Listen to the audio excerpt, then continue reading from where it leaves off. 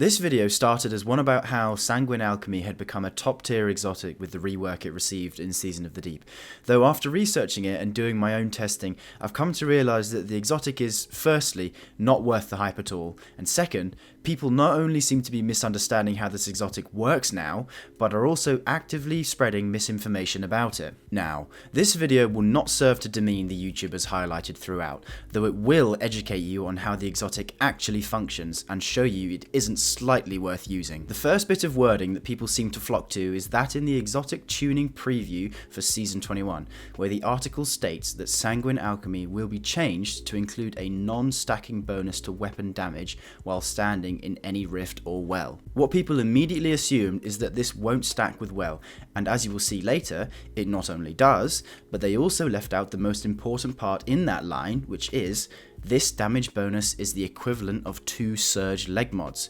which implies the buff is unique, but equal in value to a 2x surge, which while the equivalence is true, it actually happens to be the same type of buff as weapon surges. As mentioned in my previous video, most buffs and debuffs in the game fall into 3 categories: empowering buffs, global debuffs, and weapon boosts. Weapon surges are classed as weapon boosts, thus any source of gear that grants weapon surges is also classed as a weapon boost. Contrary to the article, weapon surges do stack multiplicatively with empowering buffs and global debuffs, which is counterintuitive to the wording in the article, but what they actually meant was that the damage bonus provided by Sanguine, a weapon boost by nature, will not stack with other sources of weapon boosts. To prove this, in this clip here you can see that I hit Carl with an SMG bullet unbuffed for 1829.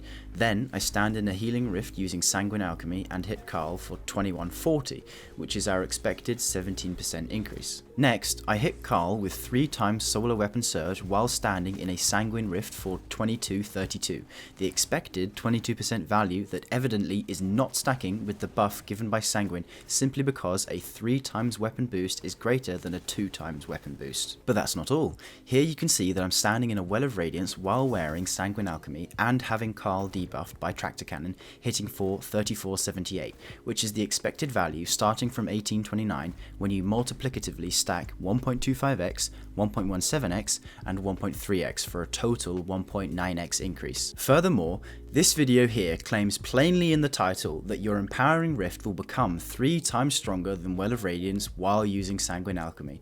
But of course it will if you're also benefiting from a 2x weapon surge and having your target weakened. Empowering Rift, Sanguine, and Weaken are respectively 1.2x, 1.17x, and 1.15x multipliers, which is where the 60% or 3x comes from. But this is nonsense because it's like comparing apples to oranges. The real comparison to make here is to take Well, Sanguine, and Weaken, which are again 1.25x, 1.17x, and 1.15x respectively, to then arrive at a 1.68x multiplier compared to 1.61x.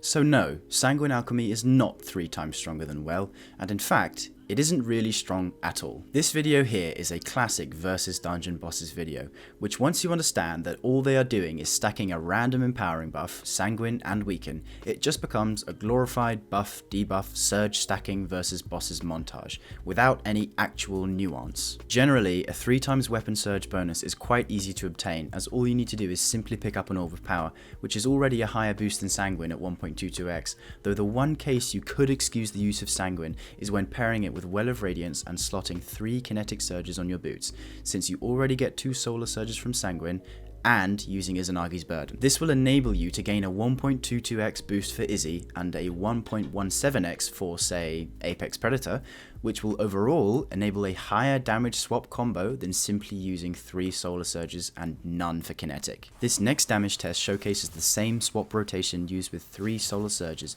versus Sanguine boost and 3 Kinetic. The Apex Predator used in these clips has no damage perk in order to standardize the tests.